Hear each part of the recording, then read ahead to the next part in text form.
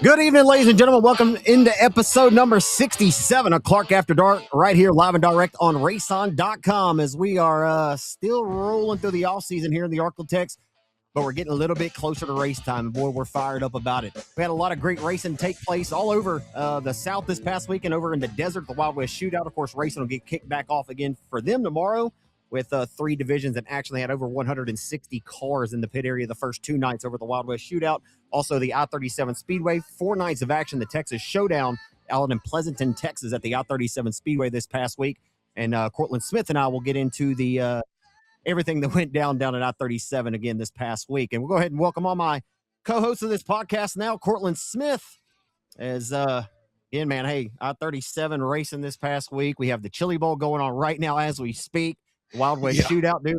And we had NFL football also, man, in the playoffs. The first 3 or 4 games were phenomenal. Like, I had 2 screens going on all weekend, man, with sports. I mean, it was a great weekend of racing. And we also had, like I said, NFL football. We also had the college football playoff. Indiana and Miami are going to play in the national championship next Monday night. So, man, hey, a lot to look forward to. Racing season about to kick back off. But how are you tonight, my man?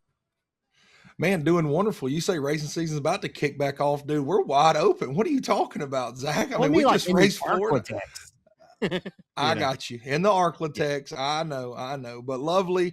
People can complain about all the streaming they want to and how they don't, streaming's killing racing. But where else in the, we're living in 2026 now, and we get to watch racing all across the country, and we get to start as early as January. So, like you said, man, Wild West Shootout's going on, dude. A phenomenal turnout out there. The Chili Bowl has a record of over 400 entries this year. I-37 had a phenomenal weekend. Like you said, whether it's football or racing, dude, you just you got anything you want right now. You got phenomenal playoff games going on, whether it's college football or NFL, or you got phenomenal racing to watch. You I can't complain too much for myself, friend. I'm gonna tell you that much. We're doing pretty good over here in the Dirty Boot. What a wonderful time to be alive, sir. As man, it is a lot to look forward to. I love football. I love all sports, but of course I love racing a lot too. But yeah, man, the Chili Bowl, it's one of the, it's kind of like the Daytona 500. NASCAR is their biggest race. It's always been the first of the season. Well, for midget racing, all eyes are on the Chili Bowl every January. I mean, it is such a massive event, and it just continues to grow year in and year out. I remember growing up, and Dave Despain was hosting all the the pre-race shows. Yeah. And Rob Klepper and Ken Stout were on the call, the broadcast, like on Speed TV or Speed Vision. And, man, those were great times too, growing up. But just seeing the race change throughout the years, and you've always, you got so many different contenders now. Keith Coon's he's got like 10 to 12 different cars there. Yeah. We'll get more into the Chili Bowl talk here in a minute. Didn't want to leave out that Tim Crawley, promoter of 67 Speedway. Of course, hey, it's episode 67. I was talking to Tim last week on the phone, and I said, man, it probably wouldn't be a bad idea to go ahead and have you on. Last time we had him on was in October before the Short Track National. So we're happy to have Tim Crawley on here in short order as well. So a lot to look forward to in that regard. I think Tim, Tim's got some pretty good stories about the Chili Bowl. I'm sure he's got up his sleeve. He could probably share with us. So that'll be fun. How about I-37 though, man? Like we said, we'll get into that this past week. They had the IMCA stock cars down there along with the IMCA modifieds. Man, I think 27 to 28 modifieds each night. Cody Laney out of Torrance, California, kicked off the week with a big victory. Isaac Malacote, Boone, Iowa driver. Those guys are frequent flyers of Victor Lane up there, at Boone and Marshalltown. They always perform well at the Super Nationals. And then Graybo, Jordan Grabowski, of course, wins on night 3. But Stephen Whitaker Jr., driver a lot of people would consider as representing the home turf, right? The Robstown, Texas driver. Man, top 5'd them all weekend long, and then closes out the week with a big win for that CDR race car, the 89C for Stephen Whitaker Jr. But I was impressed with Whitaker this week, man. Again, 4 top 5s in 4 starts, a second, including in those 4, and a victory to close out the week, man. Good week for the 89C. There was not a single night that 89 did not have speed. I mean, it was prominent from the night that we started. And well, the crazy thing about I-37, and it's not crazy, we're dirt track racing. The track's going to be different every single night. But when I tell you that track was completely different every single night, that just shows how balanced and how good his program is. And I know I'm sure he'll lend a lot of that to CDR and all of his people that help him get around the racetrack and all. But dude, I mean, from Wednesday night, I mean, we're wide open on the gas. I don't think the groove got halfway up the track to turn around Thursday. It's pretty racy. Got a top bottom Friday kind of got one lane around the bottom, and then Saturday, dude, I'm talking about Stevie put this thing on the lip for 90% of the race and absolutely just flat out drove the wheels off of it. He drove the wheels off of it every single night, but I just found it really cool to see how consistent he was in every single track stake, no matter what time of the night or what day of the week that 89 rolled out to onto I-37 Speedway. He showed a lot of speed, man, and that's just a credit to him. That is kind of in his backyard. He's got a lot of laps around there, so it probably maybe lend favor to him. But at the end of the day,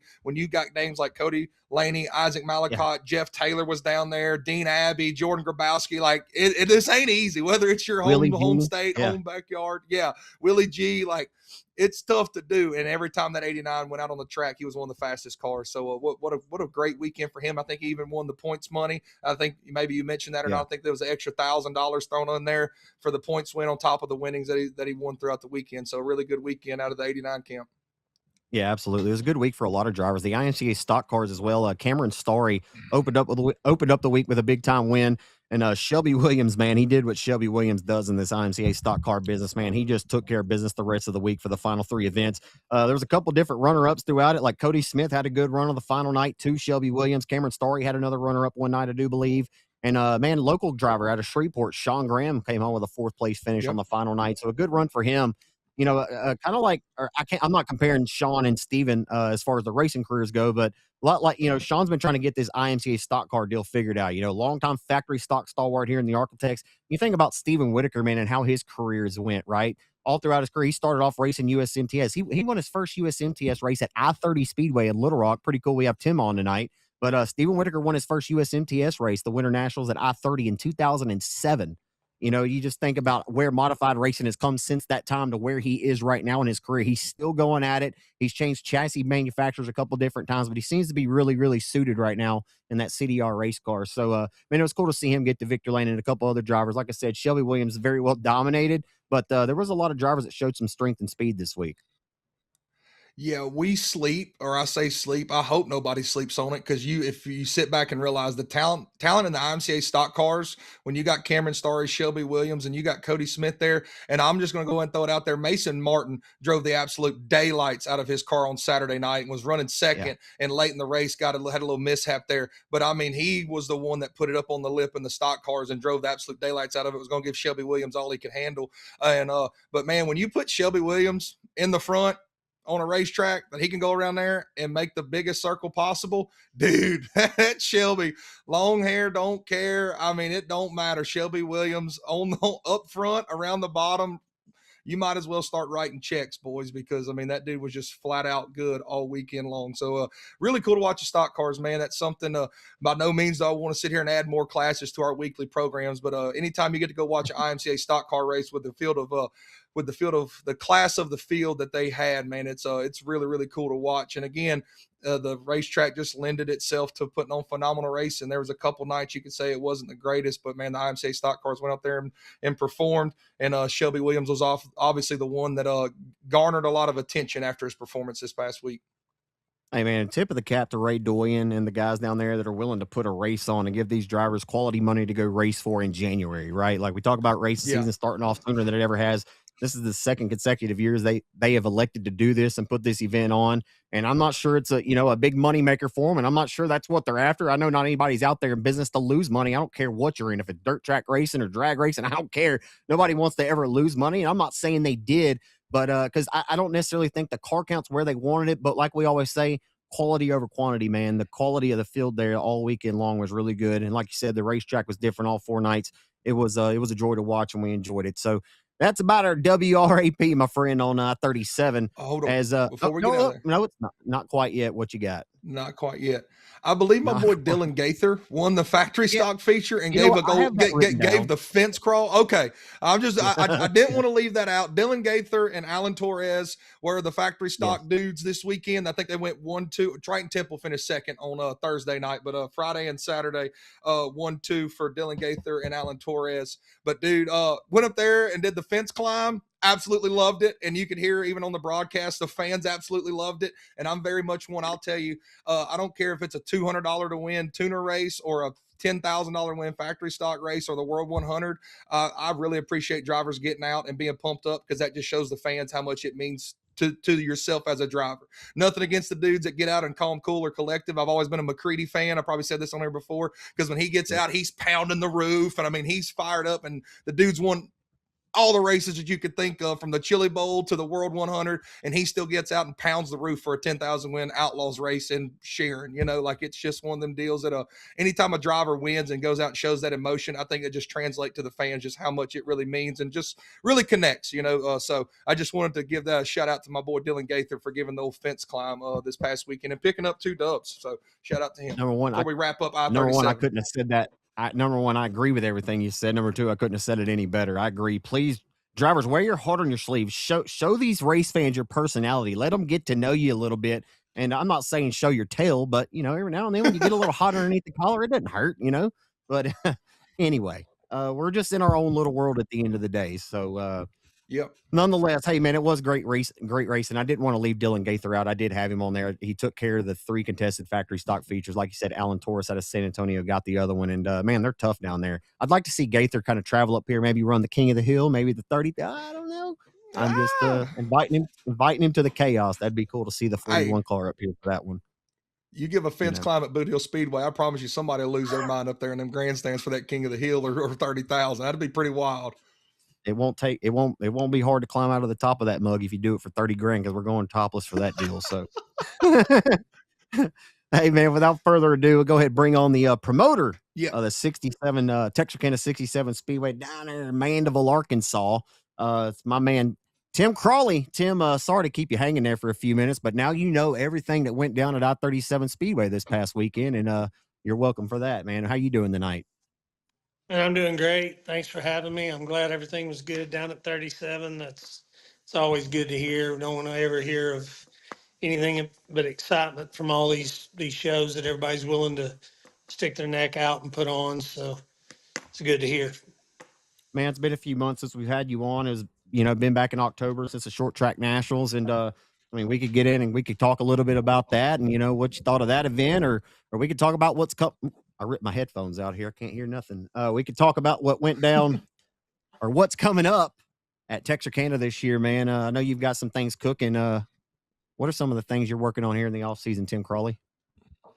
I guess start with Cortland. I mean, yeah, we were glad to finally get the short track nationals in. It rained out 2 years in a row, as well as our high limits event rained out 2 years in a row, and several of our bigger late model venues. Mother Nature just kind of has had us tattooed, in a bad way for a couple of years. But then this past season, we swung at the fences, kind of scheduled a bunch of shows and got a lot of them in. So we finally, glad to get a break there.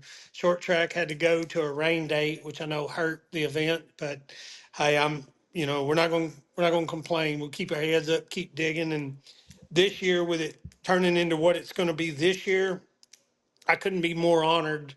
To be honest with you, we'll skip straight to the end of the year. You brought up short track nationals, so it'll lead me straight into. I couldn't be more honored to be any kind of part or have anything to do with the Jason Johnson deal. You can probably look right now if you want, and you'll see on my Facebook it's me and Jason racing together at I-30. And I've never changed that cover photo, really. It's still there today. Was I close friends with Jason? Not really, but we were close competitors for a lot of years. And I have a lot of respect for Jason. He come from kind of the same ranks or the same ground. We run a lot of the same territory, and our early days came from the same place. A lot. So I have a lot of respect for Jason and what he did and where he went and what he accomplished in his racing career. So to be able to represent the Jason Johnson deal at the end of the year as part of the short track nationals, I promise you there won't be nobody try to drive it home any harder than me. Just means a lot to me. The family, when all this come up and that question arose, I knew Michael wouldn't have any issues with it. I mean, me and him we're Little Rock people. We both kind of come from the same place. I knew he'd be right along beside me in it. So it wasn't anything, any phone calls had to be made. When the question come up, the hell yeah, I'm absolutely in. It just, the JJR deal and the way some of the tracks, some things fell in place and out of place, and it even had got discussed that it wouldn't have a home in 26. I'm like, no, I tell you where it can have a home. So anyway, we're really excited about the end of the year for Short Track Nationals. I guess I need to jump all over the place. I've not been on lately. I've been laying low on social media and everything 67, but that absolutely does not mean that myself and my family and others have not been wide open, trying to get some things that in order that I feel like the racers that come and support us in 26 are going to be nothing but ecstatic about, I believe, I hope. We've really been busting tail from the last event to, I've had a little bit of a series idea on my brain for well over a year. It was something that I put together in my mind over a year ago, but I just kind of let it go dormant. I didn't trudge through. I had so much going on. I hate making excuses, but I just personally, I didn't grab the bull by the horns and run with it. It was something I had on my mind that I felt like would work. And now at the end of this season, I took a different approach and I said, you know what, I'm fixing to grab a hold of this and try to run with it. Um, I hate to tease a lot of people with the whole scenario of what we're about to release, but I will say this. What we did in 25 was our first year to run a series set of events for points and a banquet. We ran the first 2 years of the facility just trying to get a little bit of a gauge. And the only gauge we got year one was rain. We left year one with nothing, basically. I learned how to float a boat. So year two, we got a little bit more traction. And quit laughing. It's not funny. I know it's not funny, Tim. I was at several events that got rained out or was on the way. I understand. It's all we can do now is laugh about it. Really, it's terrible. But anyway, this past year, Mother Nature was a lot more lenient on us, and we got a lot of our shows in. We got 11 of our series nights in. Got a couple of our specials in. We lost our high limits again. After a rain date, we got short track nationals in. So we're not going to complain too much. We just hope for a better 26. What I'm alluding to is I've worked tirelessly many a nights, waking up at 3 o'clock in the morning. My wife can attest to this because a lot of times I inadvertently wake her up. What are you doing? I said, well, I can't sleep. And it's pen and paper or jot some notes down. I literally have put heart and soul and months into some of these scatterbrained ideas that I've come up with. And the whole time, these ideas are 1,000,000% for the racers. They're not driven to, they're not profit or cash grabs for the racetrack. It's attempts to make things better for the racers that come support us and race at 67 when we have these scheduled events. And I think we put together this next week. Our banquet is not this Saturday, but the next, the 24th. It's at the Holiday Inn Convention Center Ballroom in Arkansas, Texarkana side. Texarkana Holiday Inn Convention Center. Doors are open at 5:30. We're having this deal catered in, fish, chicken, all the goodies at 6:30. I am asking for anyone that has competed with us, intends on possibly racing with us, anybody that's interested in hearing a few topics that I have to share and some more of the introduction of what we're about to release. We're going to talk about that at 2 o'clock on banquet day. It's not going to be a free for all of everybody and their million ideas, but I do want to get some feedback from the people that support us. But I'm going to be explaining how this is all going to work in more detail during that meeting at 2 o'clock on that Saturday. I don't want to clutter up the banquet with it. So I figure why not 2 o'clock that day? Because people are coming, some are anyway. That's the other thing. We're not making money on this banquet. Again, this is a banquet for the racers. that support 67 Speedway. We really need everyone in this next week. Here's the thing. If you show up last minute and we're underprepared on the catering, don't be mad. We've talked about it all year long. I need people to, they can do it. They can go buy Best Racing Engines and get tickets. They can get on My Race Pass and get banquet tickets. And here locally at Midstate, they can go by and get tickets.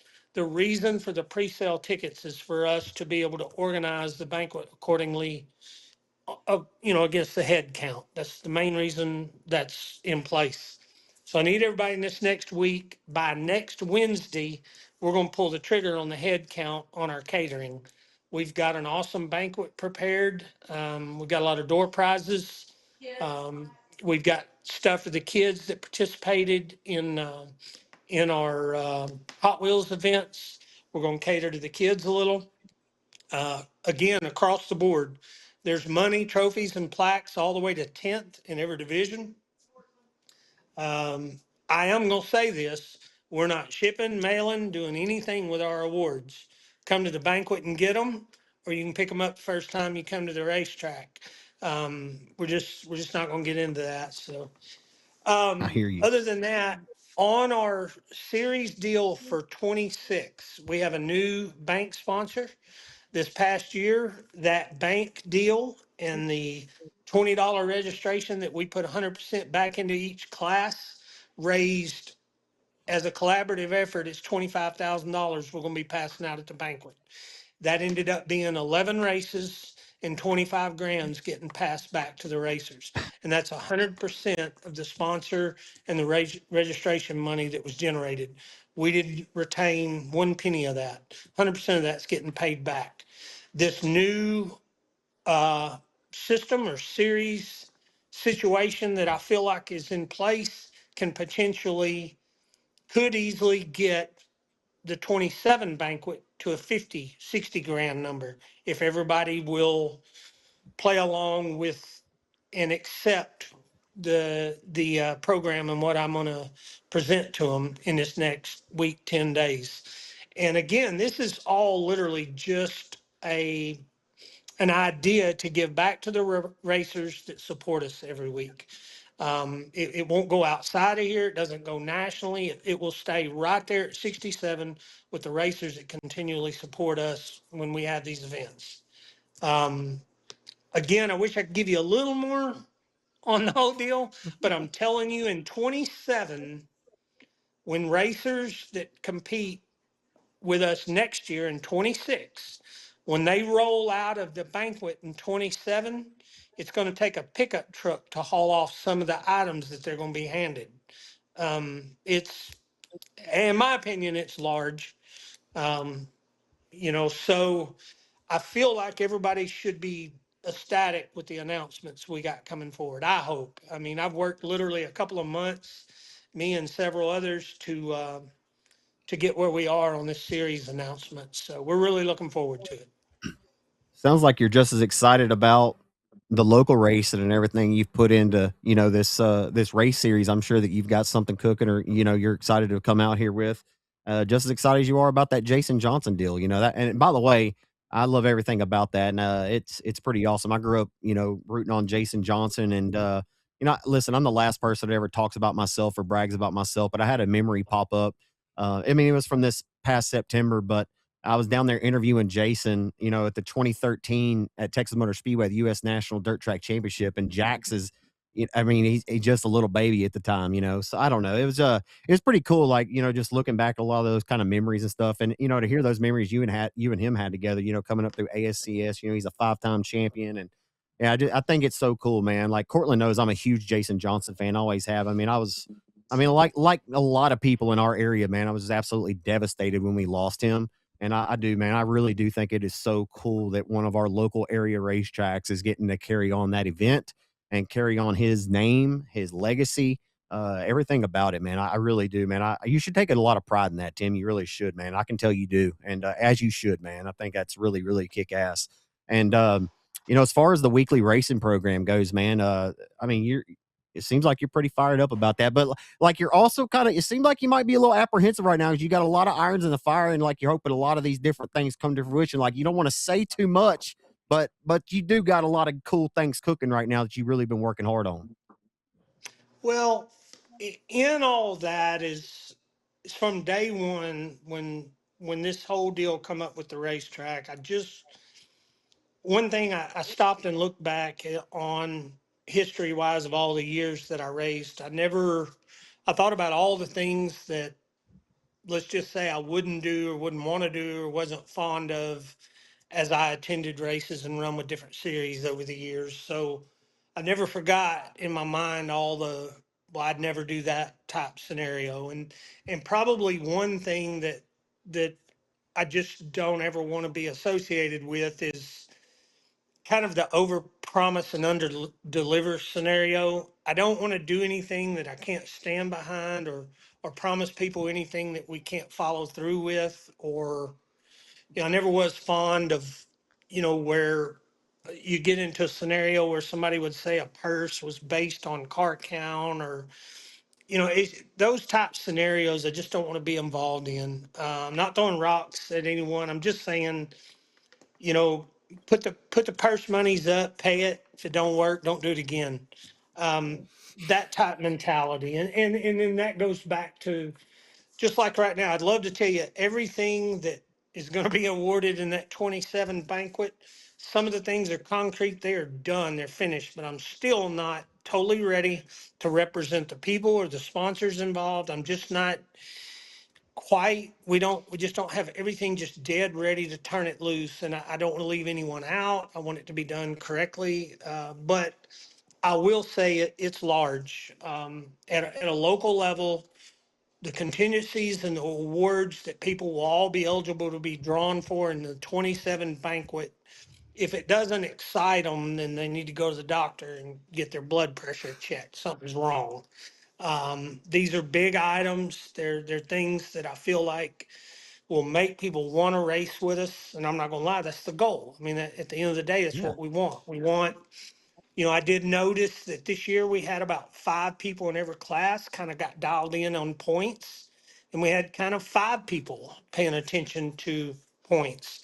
I want to get that larger. I want to get more fans involved. I feel like what we chose with our drop system, 9 and down 1 and 10 and more 2. I heard a few complaints here and there, of course, which that's always the case. If you gain ground, you advocated. If you lost ground, you complain about it. I mean, I get that. But at the end of the day, we had 2 classes, I think, come down to that last night, how they finished. The limited mod, this caught me off guard. I did not know on the last lap that Tupper passed for the championship out of turn 4. I knew it was close, but I had not done all the math on it, and I had no idea. I mean, I knew they were ecstatic and they were pumped. I mean, it was a good race, but I didn't even realize that it literally come down to that pass for the championship. So all I'll say to all that is how can the system be flawed if it literally come down to that? I wish like hell we would have blown that up more or been better prepared and advertised that more the week leading up to. It's like the Trophy Cup in California, the way they do their 3 nights of racing and they hand out that program every night. The Trophy Cup gets the fans involved from day one to fill in points. And it's a full invert on Saturday night. And everybody is sitting in the stands watching the tail end of the field come to the front and marking people off. Nah, this one don't have a chance anymore. It's just exciting. It ties the fans into it. And so I feel like what we chose to go with the points is absolutely, we just need to rinse and repeat that for next year. And we've got a new bank sponsor. We're opening the season with the exact same revenue, the same money's starting again. We're going to do the same thing with the car count, going back into the points fund, 100%. Like I say, that deal raised, I think it was right around 25,000 this year for 11 races. So I don't think that's anything shabby. Uh, I think it turned out really well. I think the tuner division, that champion is getting like $1,100 for running 11 shows at 67 Speedway. Pretty good. I'm sorry, but I think that's pretty good. And then, not to mention, when we go into the banquet, everybody stands a chance to walk away with goodies all night long, along with trophies, plaques, and cash. So and I only, every year going forward here, I'm only wanting to make. I don't ever want to take a step backwards. We just want to keep growing, make everything bigger and better every year as we go. Anyway, I've rambled on enough. What y'all got? You have a question for me? Well, I was going to ask one more about, then let Cortland ask you a couple here. Do you, I mean, I don't know how you would have any time to work on the actual racetrack, but I mean, do you still live in? I mean, you still live in Benton, right? I mean, it's a good hour. How far is it from Benton? I think I've asked you this last time, and I've already forgot. And I've made the drive a few times, but I never. At 95, it's 135. At about 85, it's 140. At about 75, perfectly safe from a ticket, it's right at an hour and 50. You ever got pulled over going back to and knock fro? on wood. They like that 67. They like that Texarkana 67 Speedway dually, son. They're like, you know what? We're not going to fool with him. He means business. That hadn't hurt anything, but I've learned, strangely enough, you bring that pulling over, I can run Mach 1 to, 11 miles this side? What's the little deal right there before I get there? Anyway, 10 miles from the exit, that's where you back it down. I can run 100 mile an hour to there. Hey, man. But when you get right there, you better slow it down.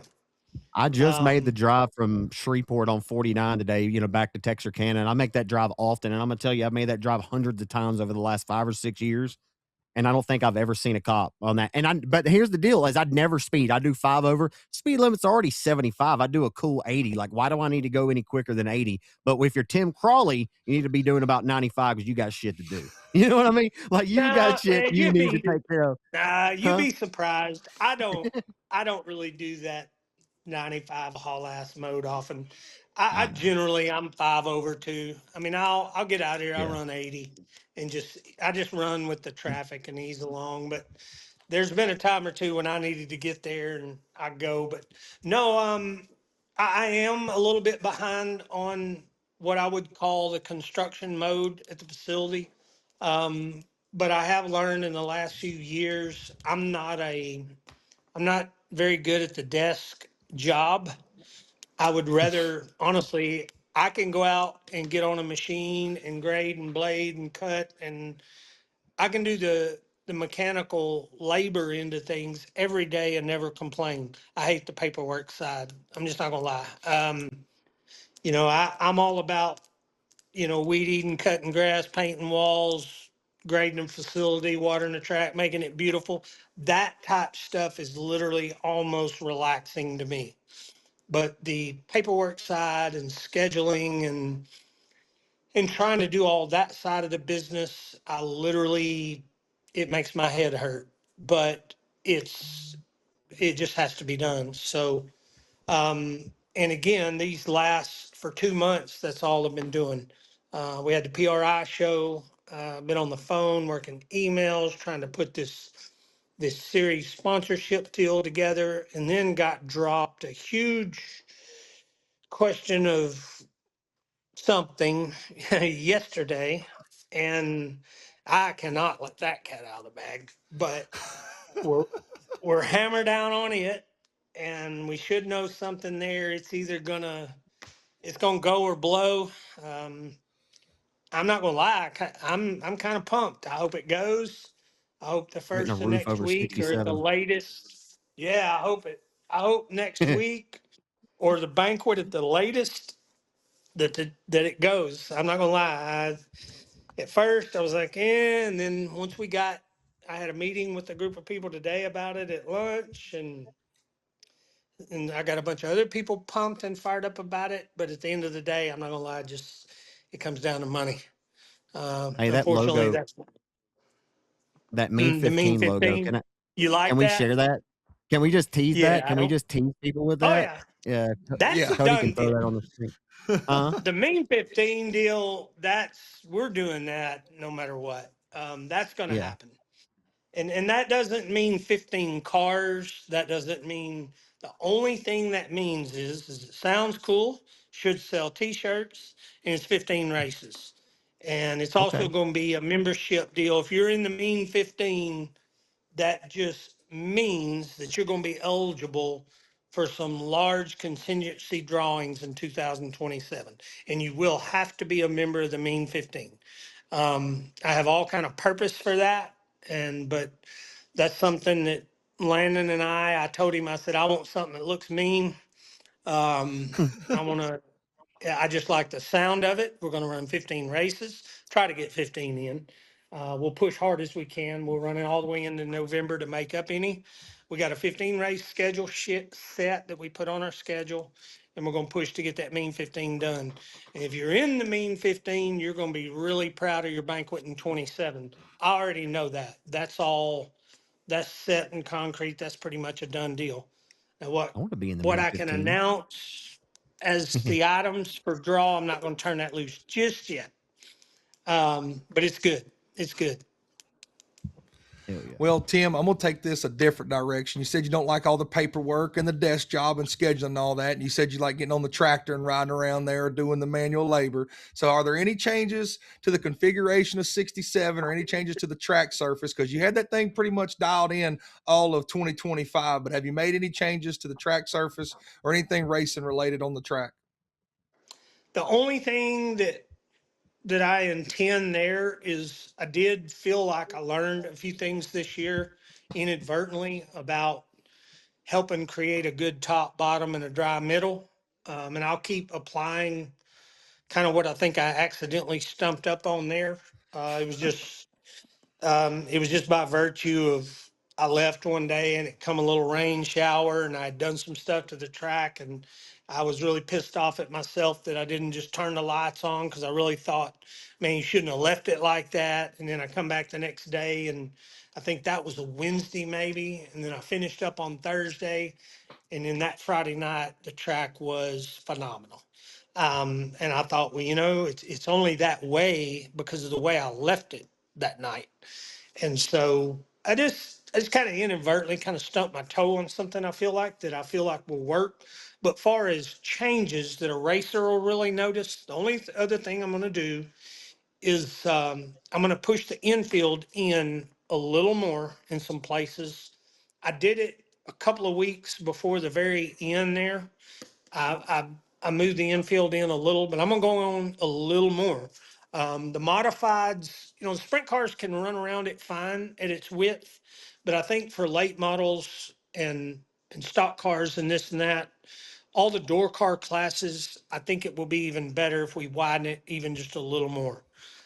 It's enough room for a sprint car, but I think the door car classes will race better if we go ahead and widen it a little bit more.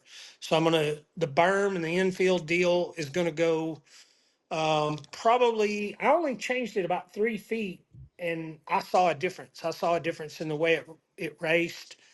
Lindsey Province and Drake Trailer, or yeah, Kate, Drake Finley Casey and Finley. Lindsey Province. I'll Yeah. get this out. Yeah. Drake Finley. But anyway, those two cars just had a battle there at the end, and I think being a little wider created just a little bit Yeah. more of some entry room for the slide job to be performed a little easier in the bigger car.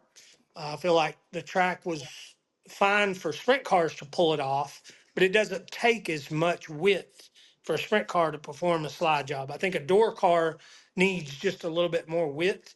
And I know the laps I made in different cars on the racetrack, I think that helps me too, to see some things that I don't necessarily see at low speeds, in the grader and the water truck. But I get out there in a race car, I see some things that I might want to tweak, as a racer. So, and I got to race on it, well, once, but I made some laps in other cars too a few times last year. So, but changes, the only thing a racer's going to notice, we're constantly working on different things as far as lighting and the amenities around the facility.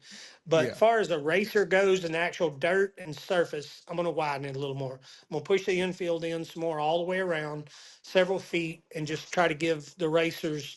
I want a little more difference in a guy hugging the bottom versus a guy on the top. Just get a little more separation, and then a guy that's ready to throw a slider on's got just a little more room to do it. That's really the only thing on track surface. We got all kind of things in mind that we're wanting to do the facility, but as far as the dirt and what a racer's going to see on the racetrack, that's the only thing I'm going to change. I think everything else has gotten pretty close. We're going to work on putting some more lighting in. Lights are bad expensive, as everybody knows, and we constantly are out there at all of our bigger events putting portable light sticks up because we want it lit as good as we can get it for the TV events, but big events. But we're going to continue to try to add in a few more lights on the poles and try to get it brighter and brighter, and just all the things that I'm still waiting on Zach Clark. He had said something I thought about, $500,000 sponsorship or something. Yeah, I just haven't seen it yet. I'm still looking for it. Yeah, we're both still dreaming, looking for that money tree, buddy. I tell you what, man, that'd be nice to have right on the end of your Wouldn't that be driveway, wouldn't it? nice? That would be so nice. If you handed me $1 million right now, my damn phone would blow up in the morning. I'd be calling some folks. But no, I mean that's the deal. That's where we're at. If you won $1 million, let's just say $1 million, and you had to spend it on the racetrack, if you won the lottery, what's the first thing you would invest in for the racetrack? Like I said, you have to spend it on the racetrack. What's the first thing you would invest in? I didn't expect to go this route, but I'm just asking. My wife, what? A vacation. He said I had to spend it on a vacation. Oh yeah. You don't think she's listening to shit, and then you say something like that. Oh, a wife's vacation. Yeah. You're gonna limit me. She does deserve one, so you might want to take her on a vacation. Man, would you hush? So okay, I'm sorry. You're gonna limit me to the first thing, and that's it. You know what? I'm gonna go ahead and step out of this and continue to let you talk. You're gonna limit me to the first and only one thing. Or you could buy a chili bowl ride and go back and get back your Race of Champions that they never gave you that driller for, whatever one. Laura constantly says, let that go. But every time chili bowl season comes around, I see everybody with their drillers and they say Race of Champions. I always say I never got mine. Man, that's a tough one, but probably the single most thing, which necessarily may not be the single most thing. I could turn it into the single most thing. I'd like to say asphalt, concrete, and gravel. But if you're going to narrow me down to one thing, I'm going to say concrete. I'm going to call SRM, and I'm going to have a shit ton of concrete brought out there. Just because that's a huge problem. I mean, we are in, our facility is 60 acres of perfectly flat ground. Yeah. So it's very difficult. We spent a lot of time and money year one redoing the entire pit area. We scalped the grass, took the highway department fence completely down. We spent a lot of money and a lot of time because forever there, you could get an inch of rain on Wednesday and you were done. It took a week for that place to dry up because there was no runoff. We're not built on the side of a hill with any kind of terrain, so it's really hard to get water off that place. So the single thing, if you told me $1 million and I'm making the phone call in the morning, shit ton of concrete. I guess if you're going to narrow me down to one thing, I'd spend $500,000 on concrete tomorrow, just to get it to where, we could get it on and off the facility, to where we could take a little bit of a rain on Thursday and still race. That's the cool thing. You go to Wheatland, Missouri, the whole facility, the only thing dirt there's a racetrack. It can rain up till 3:00 and them guys can get on there and tiller up and dry it out and you can go race. I mean, that'd be dream come true right there. But, we made strides. We made our situation better. But let's spend that $1 million on concrete and it get a whole lot better. But all right, so away from 67. What else you want to throw at me? I got something for you, Tim. Away from 67 Speedway, I'm going to pick your brain, your sprint car knowledge. What was the sprint car silly season move that intrigued you the most? What ride hopping are you most excited to see rolling into the 2026 sprint car season? For this year? For this year. Yeah, going into 2026. Who's moved rides that you're most excited to see? Well, none of that excites me a whole hell of a lot because I don't race anymore. Well, which one are you most interested in watching? I can tell you, Laura likes Donnie to CJB. She probably hopes he wins 20 this year. You notice she just keeps popping in just at certain moments. I mean, she's going to throw a rock at me if I don't say our kid. And I am. I'm definitely, I'm 1,000,000% more excited right this minute than I've been in a while. I was excited with Jason when he went in with Sides. I'm not going to lie. I've known Jason Sides for a long time. I was pumped about him getting that opportunity. But since then, it's been a roller coaster. And I am excited for, I feel like the team and the direction and everything that Landon's got going for this year. But if you're going to put me on the spot again, it's about like that concrete question. I'm not going to lie. I'm old, but I still have a young mind, and I see the struggles the last few years that Donnie's been through. And year before last, I guess it was, getting to, I've known Jason Sides my whole life practically as far as racing career goes. And so, but we've never been close, not close. We've known each other forever.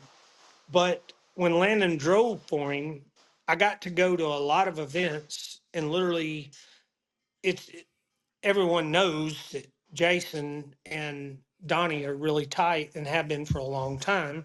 And for a lot of years, they run up and down the road side by side. They park beside each other in the pits every single night.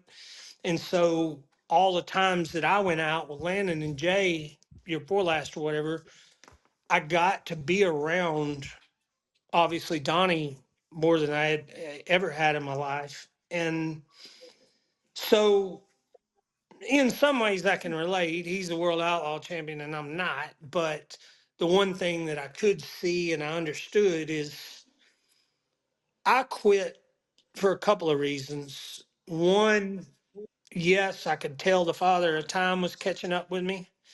Two, I have Landon. And it just seemed like I was spreading myself too thin, and I'm not one to half-ass nothing. So I've either got to go 110 on myself, and that takes from Landon, or I quit and go 110 for him. I quit, went 110 for him, and a year later, his ass is off gone racing, and I'm sitting here like, I still need to be racing.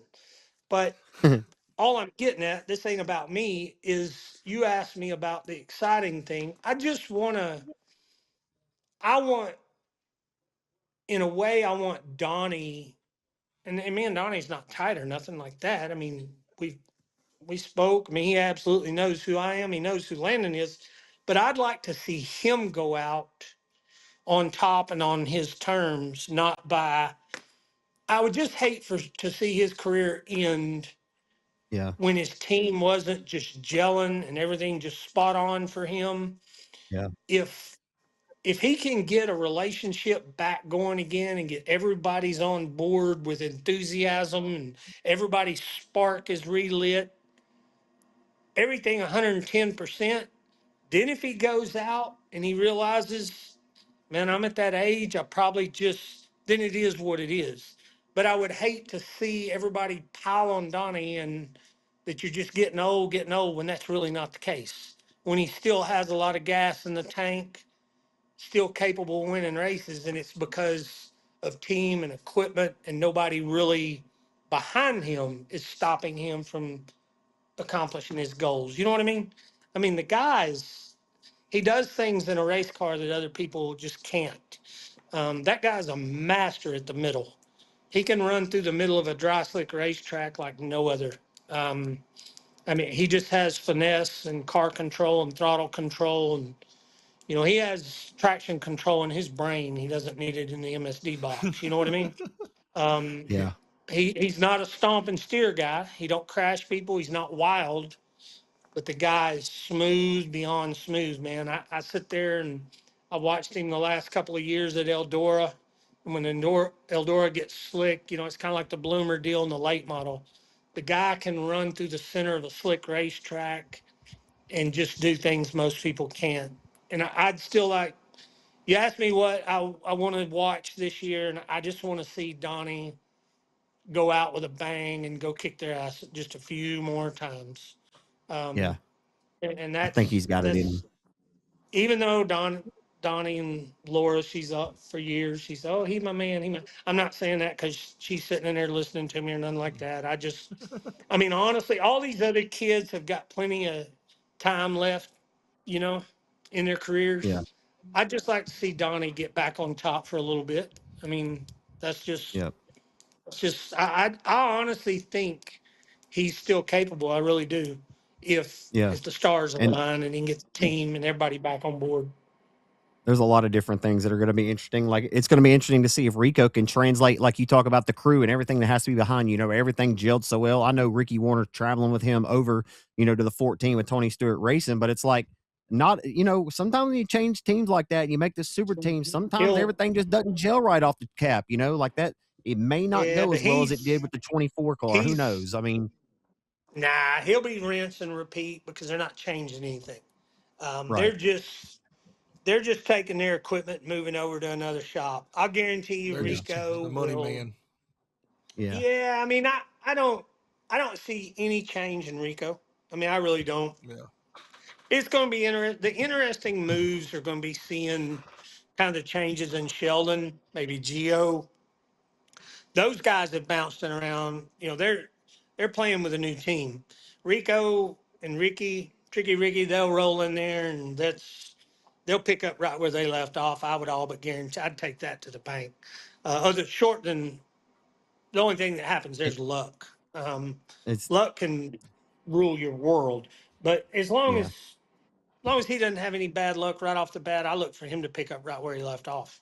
I agree. I think as far as consistency and all those things go, I think the championships are between those two. I think Rico's going to be just as dominant at high limit with the departure of Brad Sweet. No longer full time racing, obviously not points racing. And then Aaron on the Reutzel. World of Outlaws side, David Gravel's looking for his third consecutive. And until anybody shows us anything otherwise, I don't think he'll be dethroned. I mean, he may go on a run like Brad Sweet did. Due to that fact is, you got high limit and World of Outlaws, the talent is split. We didn't really have to worry about that over the last, well, forever. And now that, over the last 3 years, the talent has been kind of split. It is what it is, and it's good. I mean, they're both packing the stands, but I think you're going to have those top 5 cars are going to be dominant in each of those tours, for the time being, and we'll see how it all unfolds. But the Chili Bowl A main is on, and I think Zach Dom's leading this one. He's another one of them good ones that a lot of people, one of them sleepers, kind of like a Jason Who's McDougal kind of second? guy. You just, Hanks is running second. yeah, Hank's running second. Your short track nationals champion. When's the last time That's you right. ran the Chili Bowl? When's the last year you ran the Chili Bowl? Oh, I don't know. Laura may know. 20 what?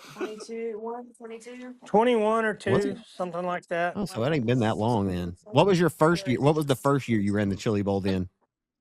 My first year was the year I won the Race of Champions. I ran the Race of Champions in one person's car, and I ran the Chili Bowl, obviously, in a guy out of Colorado, a guy named Peachy. I think it was Peachy. Um, that was the. It's funny. The first year I run the Chili Bowl was probably. Hell, it's probably almost one of my best Chili Bowl attempts. Really, first year I attempted it, I missed the A like one spot on Saturday, but Tell them what? Significant, the threes, like you were. Oh, Laura come up with something, some kind of record of. Started, your first chili bowl was in 2003. My first one was in 03. You were 33. I was 33. Landon's first one was in 23, and he was in 23, and he was 13. Yeah. She got something going with all these threes, but it's my first one was my best one probably. I made the B several times on Saturday. But the first year I ran the chili bowl, I missed it like one spot, getting an A. And I won the Race of Champions that year. And then I've run, I really don't know how many times I run the chili bowl. Probably 6 times, I think, maybe. Now, Tim, we're looking at this right now, and like I didn't plan on having you on for this long to talk about. So we're looking at this chili bowl. Okay, Dom's leading it. That's the old 47X car that Tim McCready won in, right? Like, how old is that car? Yeah, that's Bondio's car, which Andy Bondio is a fabrication. He is a freak. His equipment has a machine and a fabrication aspect to it, unlike anything in this world. That guy, he's just a fabrication freak. I'm not there right now, but I'm assuming it's still the old Pontiac headed engine that he keeps using year after year. He does not have a new SR11 or Toyota or none of that. But the chili bowl about year before last, maybe. So all the way up until within just the last couple of years, the chili bowl has always been, and it's a running joke. There's no rules with one exception. Don't piss Emmett off. That's the only rule. So it's just kind of a joke. But what that means is, so for a lot of years, everybody would unload something out of their trailer. You know, Danny Lasowski rolled a car out one year that it had a, I don't know, that may have been Bondio that did the snow ski on the left front, but they constantly would just unload a car just to test the waters, just to see how far they can go. And one year, Jerry Russell built a car. Well, Jerry Russell built a car, and Lasowski drove it one year. It had all this, and it was a wild ass frame and had all this wild body on it and had the radiator mounted on the side. I mean, you look at Bondio's car out there, the front axle is literally up there on its own. There's no underslung. The frame does not wrap the front axle. The front axle's just hung by the radius rods. There's nothing up there. That car is a purpose-built chili bowl piece. And, you know, there's been a few times that car's just stupid fast, but it's so far out of the box and they only run it this one time. I feel like it's really hard for them to get dialed in because it's such an extravagant piece. But you got to respect it because the guy comes in there with a off-the-wall motor, a one-off car, and look at what he's out there kicking ass against, you know? That's awesome. That's what dirt track racing is all about. Like that kind of ingenuity that you can still have in an event like this. Like I didn't even know, like honestly, when you look at that thing, it looks totally different than every other car there. And I love the fact that there is still some kind of ingenuity like that in racing, because it seems like, if you're not in a Keith Kunz car, then you're out to lunch if you ain't got a Toyota engine and all what these guys got. Right. Well, Kenny's Components it's just one of the big players in the carbon fiber, the composite world. Bondio and Kenny's buddies. And so when Bondio would come up with an idea, I mean, they've got a whole wheel that's carbon, the whole hub and everything. I mean, if you really go over and look at that car and dissect it and start looking at it, it's just insane. Blake's having him a good run. Hell yeah. But now it's... Yeah, Blake Cohen. The chili bowl's old wild. Hank, I mean, it is pretty cool though that the short track nationals champion the short track nationals champion, you know, and Landon's driving the car now, the Beaver Racing Team car, you know, and while you're on the podcast, it's pretty neat, you know, how the world works like that. But Tim, we love you, man. Thank you for coming on tonight. Not to get weird, tell you I love you. That's kind of weird, but no, thanks for coming on tonight, man. We appreciate you, dude. We really do. I love y'all do. Yeah. No, I We won't appreciate get I weird like appreciate that. what But you do and what Laura. I really do, man. I ain't gonna kiss your tail too much, man, but we really do. That's why I have you on because I mean sometimes I just just sit here and let your mind go and hear what you're thinking. And I got nothing but respect for you, man, and everything you're doing for racing here in the Arklatex, man. We really do appreciate you tonight for coming on, and man, we'll talk to you soon. sounds good. Looking forward to it. All Later, right, Tim. there you go. Chili Bowl There you go. bound, leaving tomorrow. Leaving There tomorrow, you going to go. the Chili Bowl. My man Tim Yep. Crawley right there, promoter of 67 Speedway here on episode number 67. Cortland and I are still going to talk about the Wild West Shootout here before we wrap this thing up. Of course, now the Wild West Shootout, Cortland in Casa Grande, Arizona. And hey, man, listen, before we go any further, Tim knows he's a talker. And like I didn't intend to have him on for an hour tonight. When I told I could show you folks a text, he said, "How long are we going?" And I said, "Max 30." And and he's like, well, how? He said, "How much do I talk?" I said, "However long it takes." I'm not going to put a cap on him, Hey, it is what it is. But you see, the thing is with Tim, like, there's a bunch of good stuff sprinkled in there too. Like, some of the stuff about Chili Bowl and the stuff he was talking about that 47X, the Bonillo car. I would have known any of that. Like, I love hearing that kind of stuff. That's really cool stuff, man. But oh, there he is. He's still in the back. He can hear us. Yeah. The 47X car just slid. Yeah. Dude, this race is actually getting after it right now, dude. Looking down on the left Very side. much so. It is really. That 1A car is so sick looking. But, man, 46 super late models checked in for the Wild West Shootout, man. And now it's Central Arizona Raceway, moved over from Vado. That's in Casa Grande, Arizona. RTJ, man, how about him storming out of the gate in a car I don't think he's ever driven before? It was still a Longhorn, but RTJ wins night number one. Impressive considering he left to go run the Chili Bowl the next morning. He said that he might have to come back now and run the final race at Casa Grande on Sunday to wrap up the week, see if he can book in the week. But impressive run for RTJ there. Huddy got second.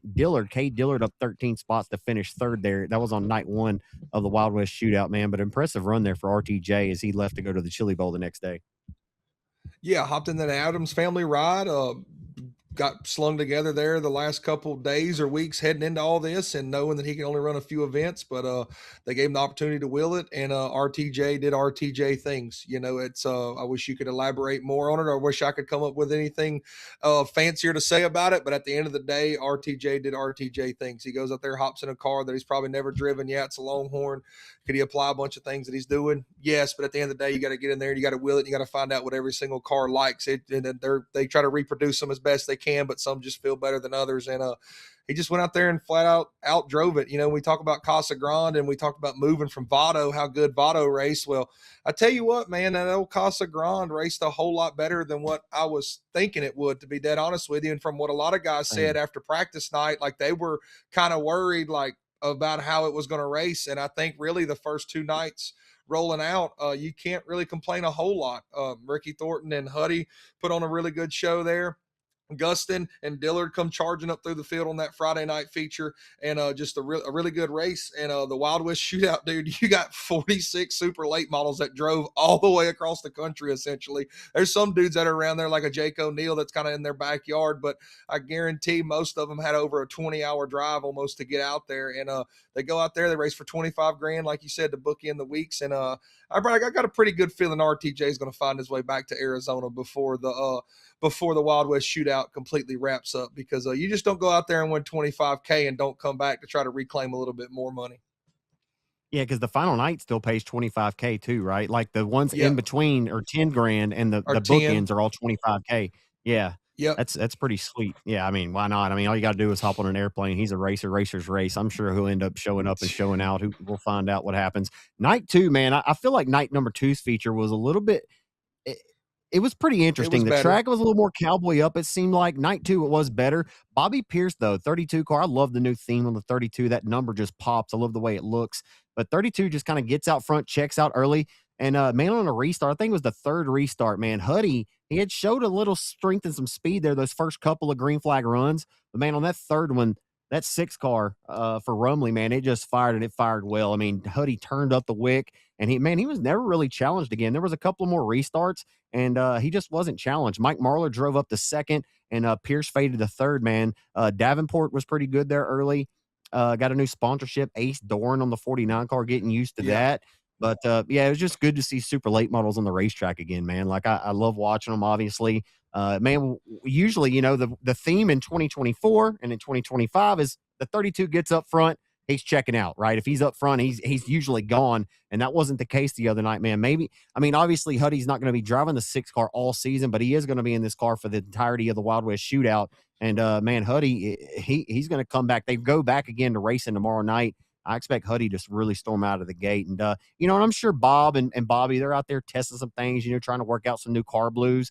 But the racing has been pretty exciting, because you and I had talked. I was like, man, I don't know about this Central Arizona Raceway. We really did. This was just pure speculation before we ever saw a race car on the racetrack. And I sent you a picture after hot laps of the track over the top. And I said, you know what? This thing might race a little better than what we think. And man, it really did. Like it honestly does race pretty well when the track is prepared properly. Yeah, the Saturday, they definitely did something a little bit different. It was way, way wetter when they started the night off, and it took a little bit longer to kind of get through. And they didn't have to do they did a full farm, but I don't think it was as extensive of a farm Saturday before the feature that they did Friday. Friday was at 50 lapper, and a lot of guys complained about tire usage just because they went out there and was wide open on the gas for 50 laps because they had just did a full reform to try to bring whatever life back to it. But Saturday was a little bit more interesting because they really had it really wet from the get-go, and you could get up there and you can go blast a cushion if you want to, or you could go sniff yourself around that bottom and just hug the berm, hug the tires, and make up a lot of speed. And Huddy did a phenomenal job. Like you said, it's not often you see the 32 get back up once he gets to the lead. But Huddy, that Romley 6 is just good right now, man. They kind of got a new program with Olin Shocks. Marlar, he came up there late. They actually threw a bunch of them crumbs across the bottom into that middle. And Marlar, after a couple of restarts, he's out there. People don't understand. Most people realize whenever they're caution laps and you get to pack those crumbs in around the middle for about 2 or 3 laps, a guy can stick it out there on the outside and just roll through those wet crumbs that have gotten packed in. Now, once 15 cars run around the bottom and throw all those crumbs back up, it's not as well packed and you can't make up as much ground as you possibly were. But, Marlar stuck his nose in there, and he's one of those that's a Longhorn guy. And I think he's on the Olin Shocks program as well that Romley's kind of heading up now with Longhorn Dynamics. So it's one of those deals that they obviously got a pretty good program there come Saturday, and or come this past Saturday. They showed out really well. You talk about the 32 going to find a way to get better. They're probably practicing right now as we talk on a Tuesday night. They got an open practice, and I'm sure they're out there, and Bobby Pierce is probably going to lap out a motor, and Bob is probably going to wear out a 3/4 inch nut and a bolt trying to make changes and make that 32 as fast as it once was. But it's one of them deals, man. It was really cool to see the racetrack race as good as it did because you just talk to a lot of guys, and of the few rumblings you have heard from people in different places, like, man, it might not race as good, but you give that Wild West Shootout crew a couple days to get her dialed in, and it'll be really good. And we can't sleep on it, man. A lot of the other races have been really good as well. My boy Blake Adams, dude, he has dominated these X mods, and I ain't gonna sleep on it. I know we'll get to the modifieds, but Jake Smith in the X mods has passed a total of 30 cars in feature action. My boy passed 16 cars to get to second on Friday night, or Saturday night, I should say. If I said Friday and Saturday, it's Saturday, Sunday is when they raced, and then Saturday night, or I said it Saturday again. Saturday he passed 14 cars. Sunday he passed 16 cars to make his way all the way up to third on Sunday night. So just that tells you right there, even in the X mods, man, it's got a really good track. You can have some movers and shakers, and it's raced very, very well. That's the one thing that I was not necessarily down about, but it has proved me wrong, and I'm ecstatic that it has, because the racing has been really, really good out there. Yeah, it absolutely has, and it's pretty cool because this event has always been really fun to watch. Obviously we haven't driven 18 hours to get there, to either whichever one of the tracks they go, but it's always been kind of cool to watch some of our local drivers from here and around the Arklatex travel over there each year to get their year kicked off. And I mean, dude, that's super late model field. Like I said, 46 of them, and dude, that's a who's who. I mean, I have a hard time. I would have a hard time right now thinking of really good drivers that aren't there. But I mean, Jason Fager never goes to the Wild West Shootout.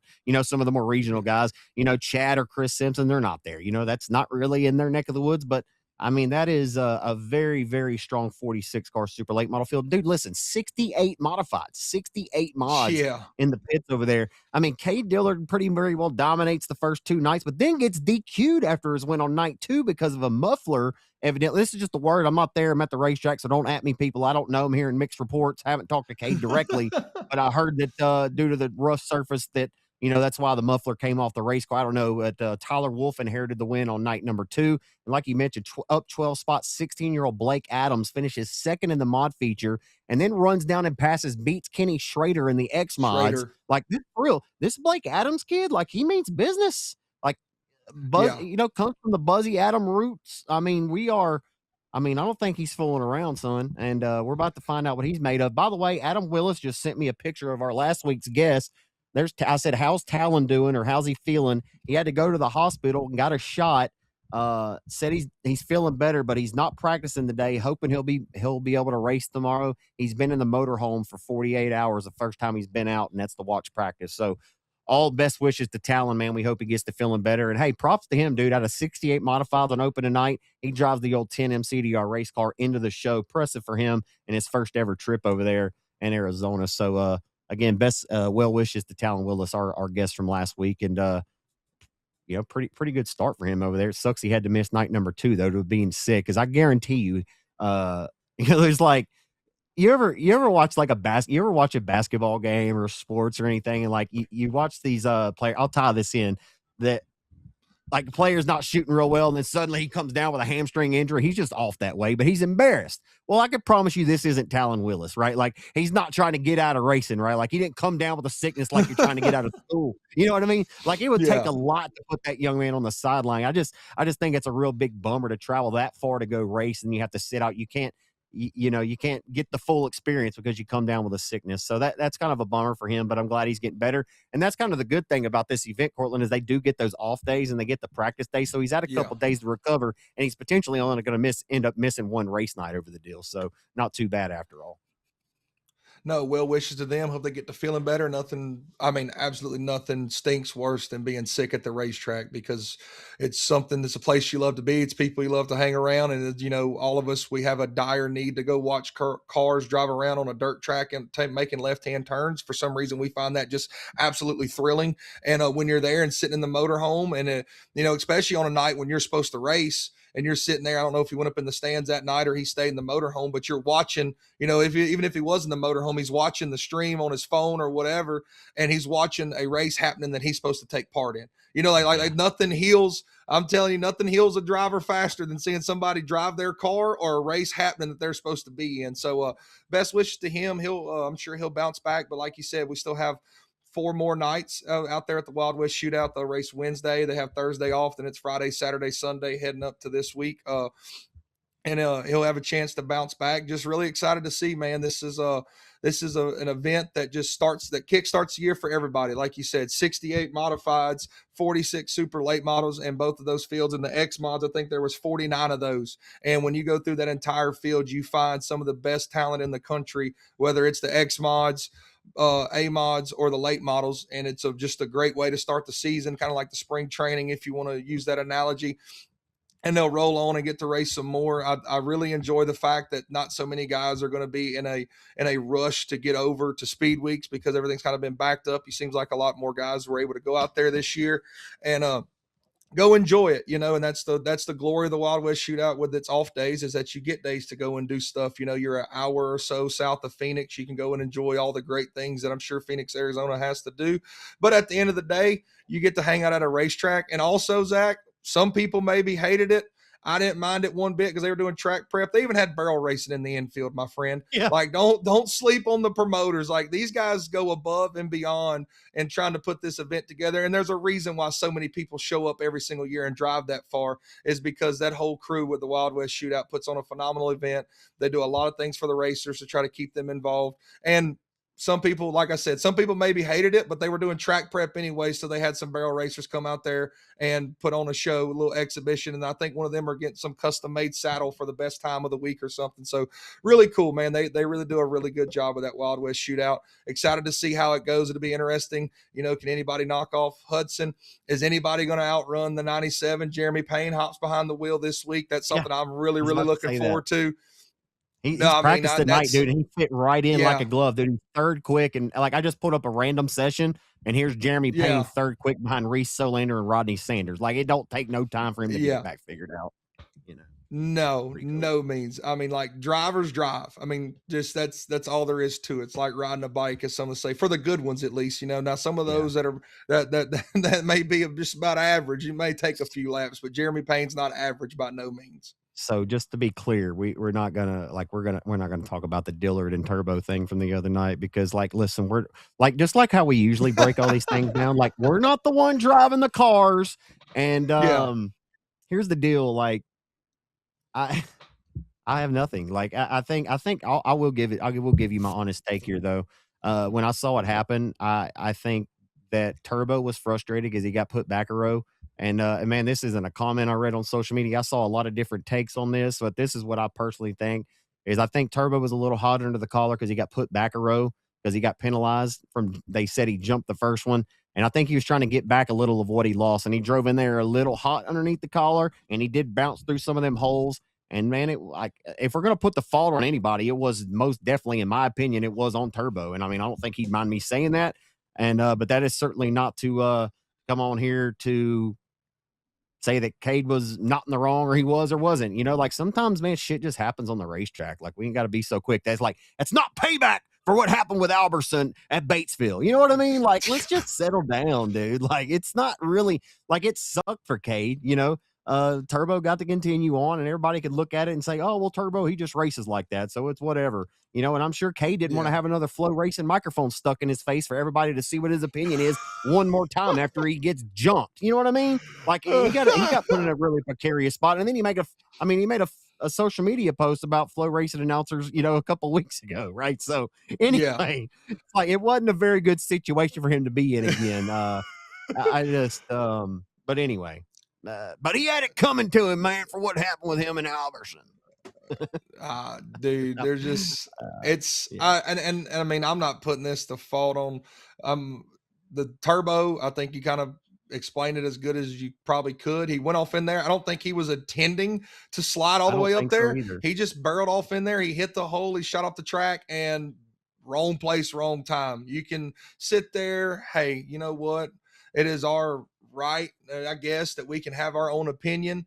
You can make your own opinion as it was. If you watch, I mean, you can watch the video, you can pause it at any second that you want to argue your statement on what happened, and you do that, friend. I'm just going to tell you, Turbo went in there. I don't think he intended to go slide him. He hit the hole, he slid up the track. Sucks for Cade. Turbo goes out, just keeps on plugging along like it's one of them deals. It's you get that in big time automobile racing, my friend. But then what I hate the most about it, and I think I've said this on here before, maybe in a long time, to our solid 3 listeners that are left at this point, was I just hate the fact that that's all we get on social media is the clickbait stuff, you know, like the carnage. You're telling me that they didn't know that putting a video of Cade Dillard hitting somebody in the tail end on a kind of a slider deal wasn't going to rile up the folks and get all this attention on something that we don't need. Like, why don't we put the attention on, like, one of the awesome heat races that we had? Like, we're 3 or 4 wide on restarts. Like, I will say, their restarts there are pretty wild. And you've heard some of the guys, like, kind of compare it to like an Eldora, the way you get into one and stiff, like a little bit smaller Eldora. Like, we have so much more better things that we could put out there on the interweb, but we just constantly tend to go and want to share our opinion because we're all the greatest racers and race analysts in the world, even though you're Billy Bob Thornton from West Virginia, and you've probably, I don't know, you may only have 2 teeth left for as far as I know. Like, I have no idea. Like, some of these people are just, they come out of left field, and they're not even in left field. They're coming all the way out of the parking lot, row E, bud. Like, I have no idea. It's just, I've gone on a rant here, Zach. You're loving it. I'm just keeping on talking. But on the bright side, guess what, friend?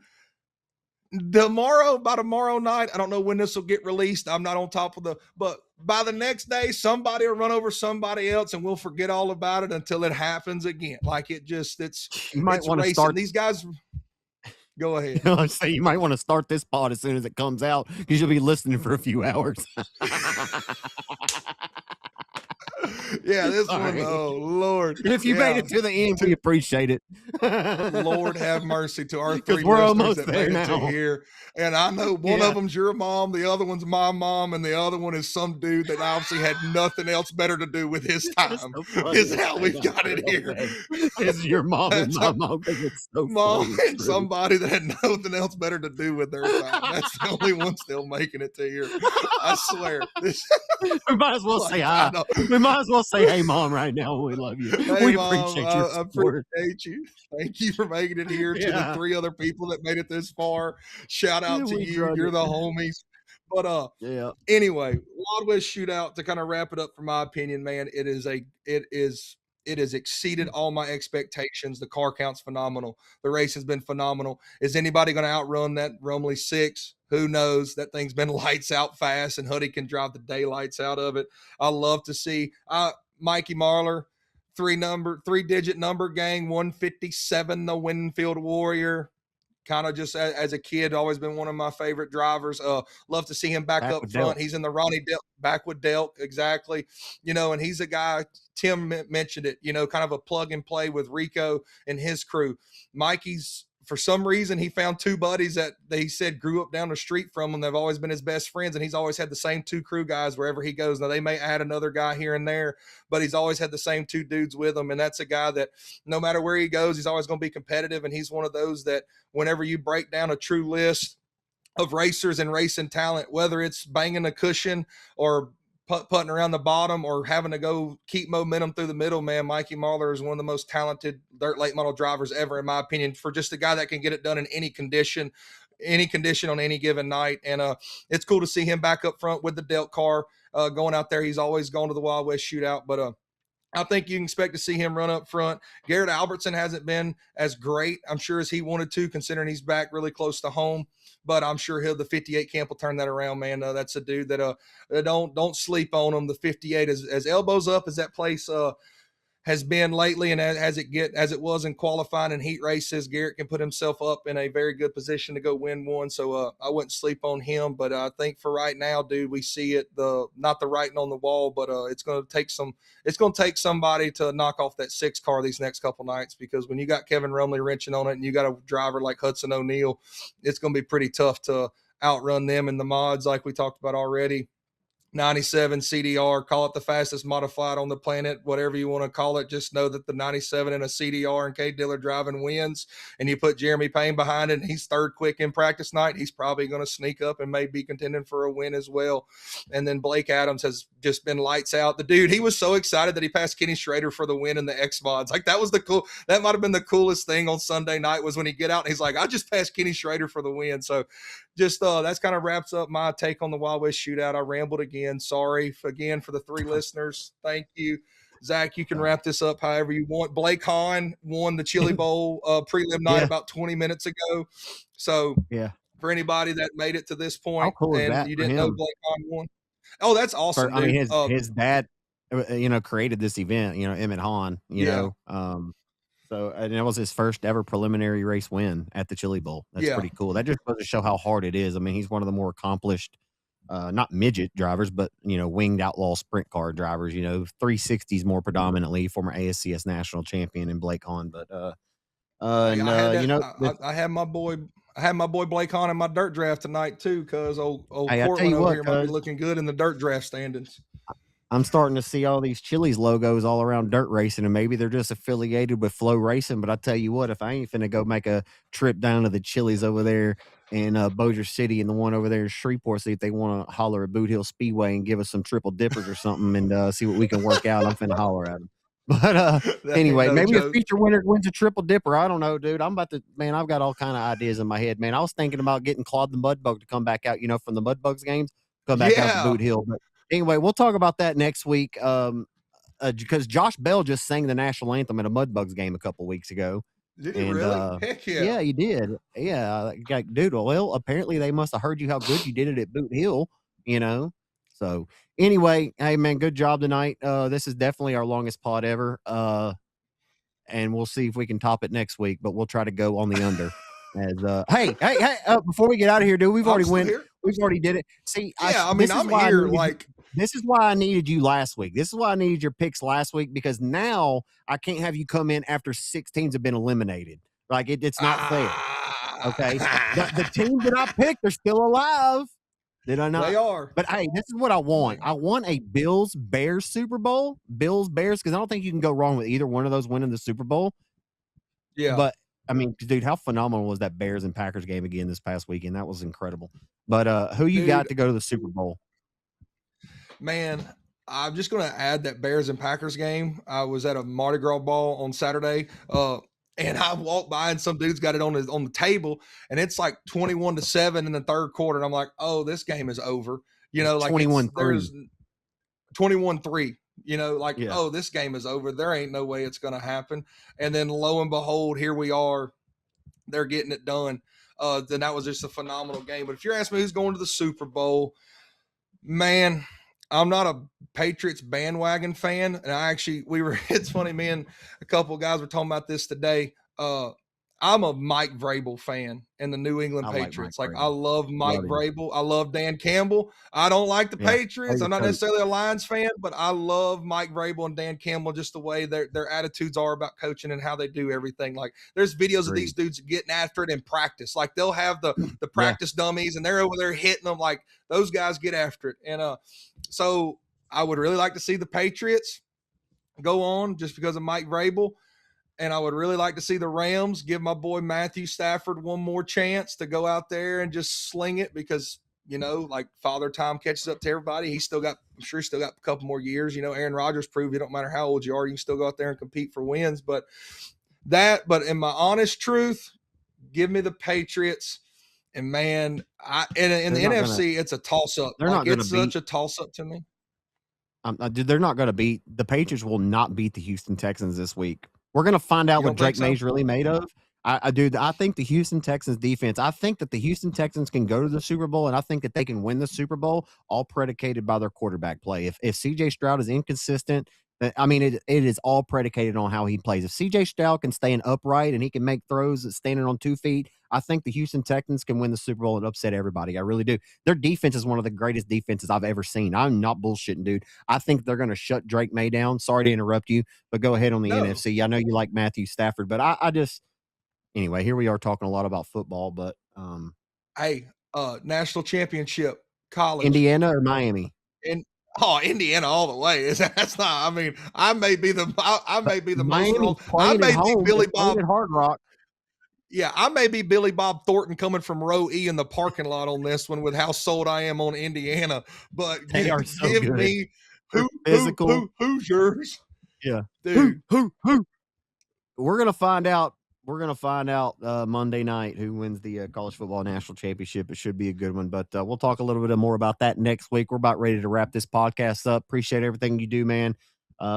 Can't wait till racing really gets fired off around here. We'll talk more about the Wild West Shootout next week and so much more. Thank y'all for listening. If you've hung out here to the final whistle, and if you did, send me a message and let me know you made it. I want to make sure you're safe. All right, folks. Thanks for listening. He's Cortland Smith. He's Cortland Smith. I'm Zach Clark. Be blessed and be a blessing. We'll see you next time.